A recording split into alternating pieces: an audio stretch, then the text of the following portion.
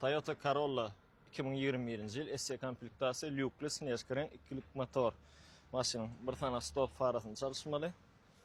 Bu tarafından itkoşuk atıyor. Şu kırlofunda var. Bezkulchovoy dostu BSM assist var. Torpeda airbag çıkan, rul airbag, zanaveska airbag çıkan. Görüşünüz yani. Açaçan. Lyuk var. Maşının degimi çep taraf önünden degen.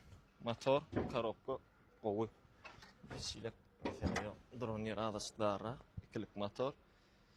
Motoru ise yongla boyu çalışan. Ne qıdıqlı yeri yarısı yok olsun, lyuk olsun diyen oğlanlar için, baxata ardan olsun diyenler için paylaşan. Paket binip görenler için değil. Ardan olsun, degim normal olsa beri kelip oňordan diyen oğlanlar için. Şu ýagdaýyna baxa uzu yazılan ýokurda, degimine şu qowa dip görün. 2 tane kapı çalışmalı, stoykasına normal, bir tane diska koymalı, kapot, kırlo, fara, bumper koymalı. Maşin videoda o görünmese, yine win kodunu asasan koyan. Win kod boyunca Google'dan görüp bilýäňiz. Şu maşin gerek bolsa ekrandaky nomerlerden habarlaşýaňyz. Yok gerek dälen bolsa gün videonu geçirik goýýaraýmaly. Hiç ilek problem, mesele yok. Bu gapyn çalışmaly, ýygy bol.